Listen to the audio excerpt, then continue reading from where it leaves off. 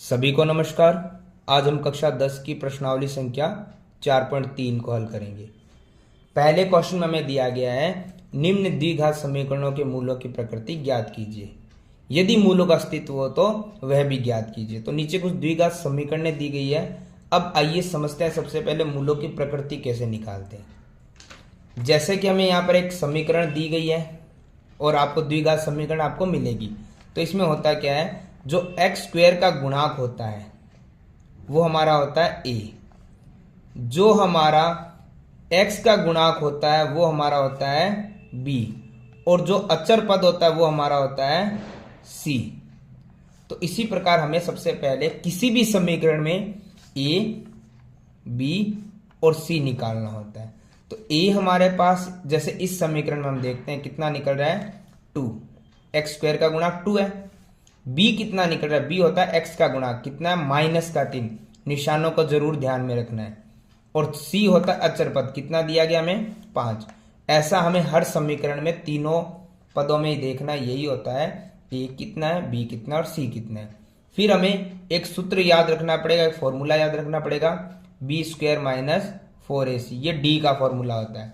और इसमें हमें एक चीज ध्यान रखना है, ए बी सी यहाँ निकल गया, डी यहाँ निकालना है। तो जैसे बी स्क्वायर है, बी हमारे पास कितना आएगा वो हम पहले ही देख लेंगे -3, और ये स्क्वायर फॉर्मूले में है, माइनस में 4a, ए का मान भी हमें यहाँ पता है और सी का मान भी हमें यहाँ पता है। हमें इसे ही सॉल्व करना है। तो माइनस का स्क्वायर प्लस होता है और 3 का स्क्वायर कितना होता है 9, -4 की 2 से गुणा करने पे आता है 8, और 8 की गुणा 5 से करने पे कितना आ रहा है 40। ये प्लस माइनस क्या होता है माइनस, यानी 40 में से 9 जाएगा तो बचेगा 31, किसका माइनस का। तो डी बराबर कितना है -31। अब यहां से हमें एक चीज समझनी होगी, जब भी आप डी निकाल लें सबसे पहले समीकरण, उसमें एक्स स्क्वायर का गुणांक ए, एक्स का गुणांक बी और अचर पद सी होता है, उससे हम डी का फॉर्मूला लगाते हैं और डी का मान निकाल लेते हैं। अब यहां से हमें 3 कंडीशन ध्यान में रखनी पड़ेगी। पहली कंडीशन ये है डी का मान 0 से बड़ा है। इसके अलावा एक कंडीशन होती है डी का मान 0 के बराबर आए, और तीसरी कंडीशन हमारी होती है डी का मान 0 से भी छोटा है। तो अब तीनों कंडीशन को हम ध्यान में रखते हैं। जैसे बड़े में क्या करना होता है, यानी कि 0 से डी का मान बड़ा आ रहा है, और 0 से बड़ी संख्या होती है सारी प्लस की, यानी कि पॉजिटिव धनात्मक। 0 के बराबर का मतलब क्या हो गया 0,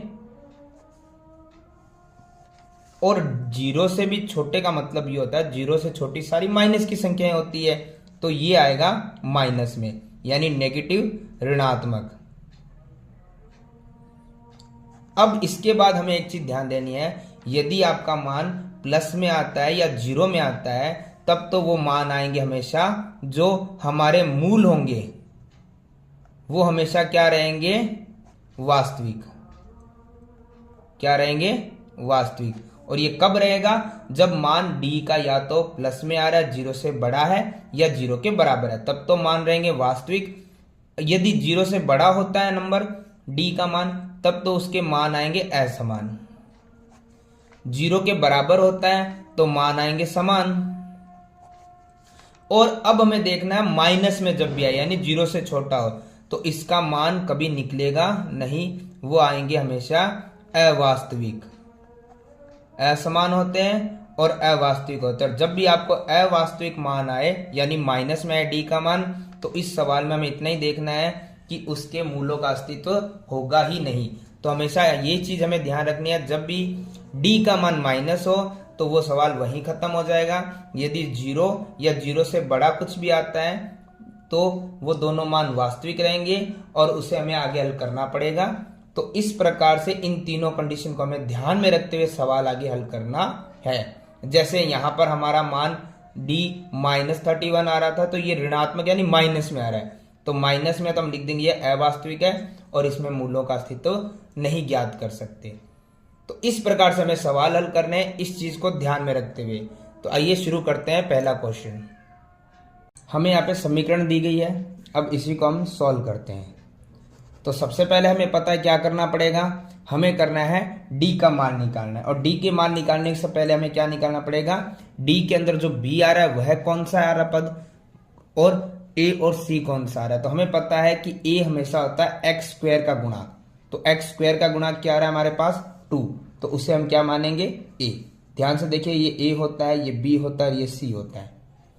उसके बाद हम बी देखते हैं, बी आता है हमारा एक्स का गुणाक, तो एक्स का गुणाक हमारे पास क्या आ रहा है 3, पर किसका 3, माइनस का। पहले भी मैं आपको समीकरण में बताता आया हूं कि जो नंबर हम लेते हैं, जो गुणाक हम लेते हैं, उसका जो भी निशान होता है, जो चिन्ह होता है, हमें साथ में लेना पड़ता है। और उसी प्रकार सी यानी कि अचर पद हमारा सी है, क्या आया है 5, प्लस हमें शो करने की आवश्यकता नहीं होती है, जब किसी नंबर के आगे कोई निशान नहीं लग रहा है तो प्लस ही होता है। अब हम देखते हैं डी निकालने के लिए हमें क्या करना पड़ेगा, बी स्क्वायर और माइनस 4ac। तो देखिए बी स्क्वायर, बी हमारे पास क्या है माइनस का 3 का स्क्वायर, माइनस 4 और ए और सी की गुणा, तो ए हमारे पास कितना आया था 2 और सी हमारे पास कितना आया है 5। तो हम ध्यान से देखते हैं, -3 का स्क्वायर क्या होता है, -3 का स्क्वायर हमारे पास आता है 9। अब मैंने प्लस का 9 क्यों लिखा है, क्योंकि हमें पता होना चाहिए कि -3 3 की 3 से गुणा 9 और माइनस माइनस क्या हो जाता है प्लस, फिर माइनस, फिर हम देखते हैं 4 की गुणा 2 से करने पे कितना आएगा 8, और 8 की गुणा 5 से करने पे कितना आएगा 40। ये मल्टीप्लाई हम करके देख सकते हैं। तो ध्यान से देखिए डी बराबर क्या आया, ये प्लस माइनस क्या आता है माइनस, 40 में से 9 जाएगा तो क्या बचेगा 31, और 31 किसका रहेगा, बड़ी संख्या माइनस का। तो जैसे आपको भी बताया गया था कि यदि हमारा मान ऋणात्मक यानी नेगेटिव में आ जाए, यानी कि 0 से भी छोटा आ जाए डी का मान, 0 से भी छोटा आ रहा है डी का मान, ये 0 से छोटा आ रहा है, माइनस की संख्या हमेशा छोटी होती है, तो उसमें हमेशा अवास्तविक रहेगा। और हमें आगे अस्तित्व तभी ज्ञात करने हैं जब उत्तर वास्तविक में आए, इन दो के अंदर आए। तो अवास्तविक होगा, तो हमें सिर्फ आपको यहां बताना है कि जो हमारा मान आ रहा है, जो मूलों की प्रकृति है, वो कैसी आ रही है, मूलों की प्रकृति कैसी आ रही है, अवास्तविक।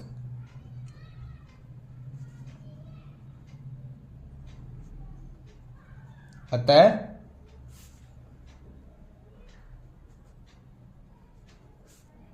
मूलों का अस्तित्व नहीं है। दोबारा से मैं आपको बता रहा हूं कि आपको ये डी का मान निकालना पड़ेगा, और डी के मान की भी 3 कंडीशन होती है, 2 बार वास्तविक आता है और 1 बार अवास्तविक आता है। अवास्तविक तभी आता है जब आप इसको सोल्व करने के बाद आपका आंसर माइनस में आए, तब वो मान अवास्तविक होता है और मूलों की अस्तित्व हम नहीं निकाल सकते, यानी होता ही नहीं है। यदि प्लस में या 0 में आता है तो वो वास्तविक मान होता है और उसकी प्रकृति, उनका अस्तित्व हम निकाल सकते हैं। अब हमें दिया गया है इसी में समीकरण नंबर 2। तो समीकरण 2 हमारे पास है 3x² - 4 √3x और प्लस का 4 बराबर में 0। तो हमें पता है सबसे पहले हमें क्या निकालना पड़ेगा, a, फिर b और फिर c। तो a हमारे पास होता है ये, फिर b और फिर c होता है। तो a हमारे पास है x² का गुणाक, कितना है 3। b हमारे पास है x का गुणाक, तो x का गुणाक ध्यान से देखिएगा हमारे पास है -4 और √3, ये पूरा गुणाक रहेगा। और फिर आ रहा है c का, c है अचर पद हमारे पास प्लस का 4। अब हम देखते हैं इसको d के फॉर्मूले में रख देते हैं। तो d का फॉर्मूला b² - 4ac, b हमारे पास कितना है -4 √3 का स्क्वायर -4 a और c, a हमारे पास कितना है 3 और c हमारे पास कितना है 4। तो ध्यान से देखेंगे, अब हमें इस पूरे का वर्ग निकालना है। तो इस वर्ग को निकालने का तरीका थोड़ा ध्यान रखिएगा। -4 √3 का स्क्वायर है, इसका मतलब हो गया -4 और √3 और -4 और √3 को 2 बार लिखना है। तो बड़ा ही सिंपल होता है, माइनस माइनस तो हो गए क्रॉस। 4 की गुणा 4 से करेंगे तब कितना होता है 4 चौक 16, और √3 की गुणा √3 से करेंगे तो कितना आएगा 3। ये आपको पहले भी काफी बार बताया गया है कि √3 √3 √ दोनों एक जैसे हो तो उनका वर्ग करना यानी गुणा करने का मतलब ये होता है, स्क्वायर हटा के सिर्फ नंबर लिख दो। अन्यथा क्या होता है, 3 की 3 से गुणा करने में 9 आएगा और 9 का वर्ग कितना निकलता है, 3 वर्गमूल। 16 तिया कितना आ गया, 48, यानी इस पूरे का वर्ग हमारे पास आएगा 48। इस प्रकार से आप इन वर्गों को हल कर सकते हैं। तो कितना आया था हमारे पास, 48 माइनस 4 की गुणा 3 से करेंगे तो आएगा 12, और 12 की 4 से गुणा करेंगे तो कितना आएगा, 48। तो d बराबर कितना आया, 0।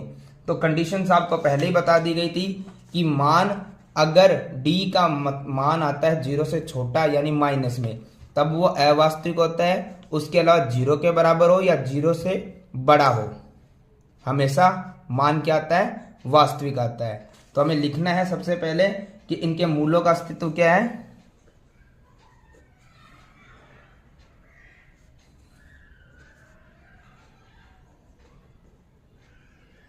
मूल वास्तविक है तथा समान होंगे।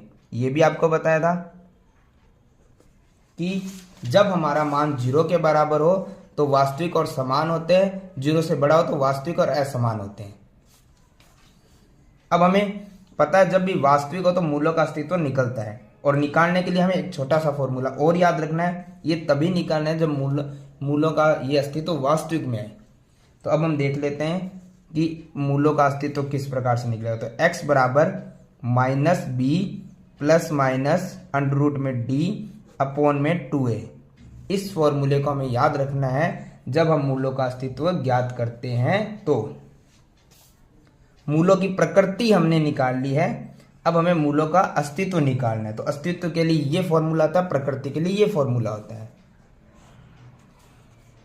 तो सबसे पहले x बराबर में माइनस बी, इसी समीकरण में है तो माइनस बी हमारे पास, माइनस तो ये रहेगा, b का मान हमारे पास क्या था, -4 और अंडर रूट 3।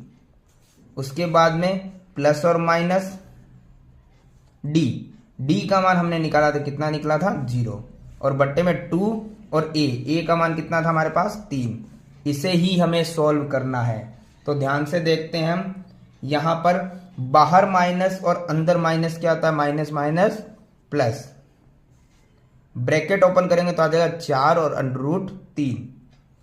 अब 0 का अंडर रूट 0 ही होता है, वो प्लस करो या माइनस करो हमेशा 0 रहता है, और 0 का इस संख्या में जोड़ या घटाव करने पर यही संख्या रह जाएगी। 2 की 3 से गुणा करने में कितना आएगा, 6। यदि कट सकता तो काट दीजिए, 2 दूना 4, 2 तिया 6। तो x बराबर हमारे पास कितना है, ऊपर 2 अंडर रूट 3 और बट्टे में 3। अब हमें इसमें एक चीज का ध्यान रखना पड़ेगा, जब भी हमारे पास एक चीज का हमें अब ध्यान रखना पड़ेगा, ये आपको पहले भी समझाया गया था, जब भी हमें ऐसी संख्या मिले तो उस पर थोड़ा सा ध्यान रखिएगा। हम जानते हैं कि अंडर रूट 3 की गुणा अंडर रूट 3 से करेंगे तो कितना आएगा, 3। अब ये दोनों बराबर है, ये आए तो हम ये लिख सकते हैं और ये आए तो हम क्या लिख सकते हैं, ये। तो आपको जहां ये दिख रहा है उसकी जगह में क्या रखना पड़ेगा, ये रखना पड़ेगा।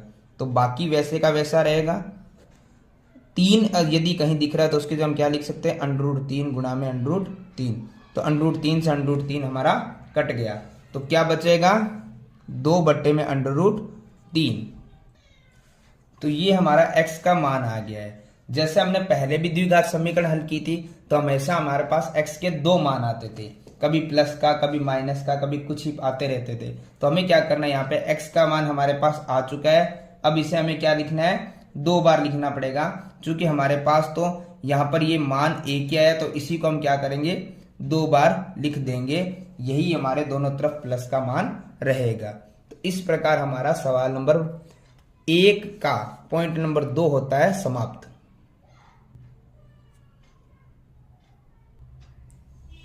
सवाल नंबर 3, हमें पता है सबसे पहले हमें क्या करना पड़ेगा, हमें निकालना पड़ेगा a, b और c।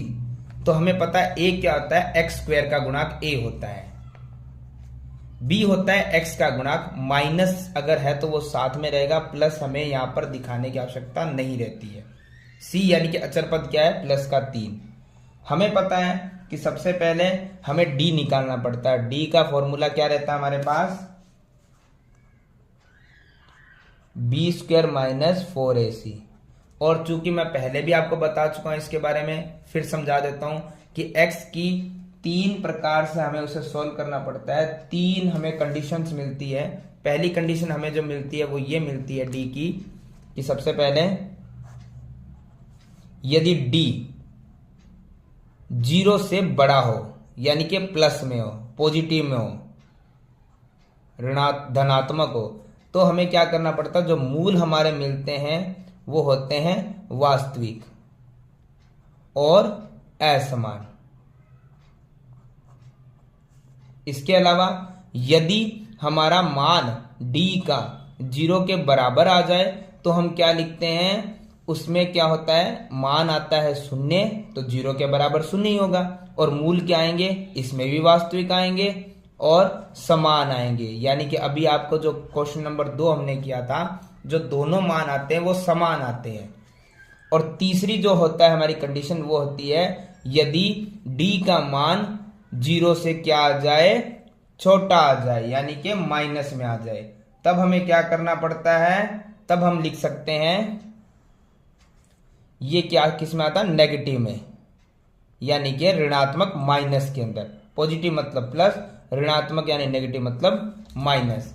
इसके अंदर हमें क्या करना पड़ता है, जो मान हमेशा प्रकृति आती है वो आती है अवास्तविक और असमान। तो एक चीज ध्यान रखिएगा, जब अवास्तविक आए यानी कि d का मान 0 से छोटा माइनस में आए, तो उसका हमें क्या करना पड़ता है, मूलों का अस्तित्व ज्ञात नहीं करना पड़ता। इन 2 कंडीशन में वास्तविक आने पे हमें मूलों का अस्तित्व ज्ञात करना पड़ता है। तो आइए अब हम इस समीकरण को हल करके देख लेते हैं। समीकरण हमारे पास बनी थी d बराबर b² माइनस 4ac। तो हम देख लेते हैं हमारे पास यहां पर b क्या है, b हमारे पास था माइनस का 6, उसका हमें करना है स्क्वायर, माइनस 4 गुणा a हमारे पास था 2, c हमारे पास था 3। 6 का स्क्वायर होता है 36 और माइनस माइनस प्लस हो जाता है, ये आपको मैंने पहले ही बताया हुआ है। माइनस 4 की गुणा 2 से करेंगे तो आएगा 8 और 8 की गुणा 3 से करेंगे तो आएगा 24। तो 36 में से 24 जाएगा तो कितना बचेगा, 12। ये आया d का मान। तो हमें पता है ये 0 से बड़ा है और 0 से बड़ा आता है तो प्लस में आएगा, प्लस में आया है। और वास्तविक मान होते हैं, परंतु इसके जो अस्तित्व निकलेंगे वो क्या होंगे, असमान होंगे। तो हम लिख देते हैं मूल की प्रकृति क्या है, वास्तविक और असमान। तो आइए अब इसकी हम क्या करते हैं, अस्तित्व निकालते हैं। अस्तित्व के लिए हमारे पास एक फॉर्मूला था, जो भी हम एक ध्यान से लिख लेते हैं, x is equal to minus B plus minus under root D और बटे में 2a। तो हम देखते हैं x बराबर माइनस, तो ये रहेगा फॉर्मूले में है, और b का मान जो आपका माइनस 6 है वो अलग माइनस है, ध्यान रखिएगा। प्लस माइनस अंडर रूट में d का मान आपके सामने भी आया था 12 और बट्टे में 2, और a का मान हमारे पास कितना था, 2। अब हमें इसे सॉल्व करना है। तो हम देखते हैं, सबसे पहला है हमारे पास x बराबर माइनस माइनस क्या आता है प्लस, और 6 का 6 प्लस माइनस अंडर रूट में 12 है। तो सबसे पहले हमें क्या करना पड़ेगा, 12 का गुणनखंड करना पड़ेगा। गुणनखंड हम कर सकते हैं, 12 है तो 12 में 2 का भाग जाएगा। अब भाज्य गुणनखंड करने में 2 का फिर जाएगा और इस बार जाएगा 3 का। तो नंबर आए हैं 2 गुणा 2 गुणा 3। ये संख्या है, हमें यही संख्या को उसमें रखना होता है अंडर रूट में, क्योंकि अंडर रूट में 12 था और 12 का मान हमने निकाल लिया है, ये आया है। इसी को हमें क्या रखना है, अंडर रूट में रखना है। तो जो भी गुणनखंड करने पे है वो मान हम रख देते हैं, और बट्टे में जो हमारी संख्या थी वो थी 2 दूना 4। अब बराबर में हम समझ लेते हैं, यहां पर हमारे पास आ रहा है 6 प्लस माइनस। अब ध्यान से देखते हैं, अंडर रूट के अंदर जब हमारा जोड़ा बन रहा है तो वो संख्या अंडर रूट से बाहर आ जाएगी। ध्यान रखिएगा, अंडर रूट में जब भी यदि संख्याओं का जोड़ा बनता है तो वो संख्या अंडर रूट से बाहर आ जाती है, क्योंकि ये जो 2 दूना 4 हो रहा है और 4 का वर्गमूल कितना निकलता है 2, और अंडर रूट 3 कहाँ रह गया, अंडर रूट के अंदर रह गया है, बट्टे में क्या था 4। यदि यहां पर हमारे पास कुछ कॉमन आ रहा है, क्योंकि ये प्लस माइनस इधर एक पद है और प्लस माइनस उधर दूसरा पद है, यदि कुछ कॉमन आ रहा है तो हम कॉमन ले लेंगे। कॉमन आ रहा है 2 का टेबल इसमें भी चला जाएगा और इसमें भी चला जाएगा, तो x बराबर हमारे पास कॉमन क्या आया था 2, और कॉमन आने के बाद हम देख लेते हैं यहां पे बच रहा है 2 का 6 में भाग जाएगा तो जाएगा 3 बार, फिर प्लस और माइनस दोनों हमें शो करने पड़ेंगे, और 2 का 2 में भाग चला जाएगा तो क्या बचेगा अंडर रूट का 3, बट्टे में कितना था 4, कट रहा है तो काट दीजिए, 2 एकम 2, 2 दूना 4। तो हमारे पास बचा क्या है, अब हमारे पास बचा है 3 प्लस माइनस अंडर रूट और बट्टे में 2। अब हमें क्या करना है, हमें पता है कि जब हमारे पास मान 0 से बड़ा आता है तो वास्तविक हो गया, तो हमने इसका अस्तित्व निकाल दिया। अब मान जो आएंगे अस्तित्व वो हमारे पास आएगा असमान। पहले वाले में समान आया था, दोनों मान दोनों आंसर एक था, पर असमान, असमान कैसे लिखेंगे ये समझ लेते हैं।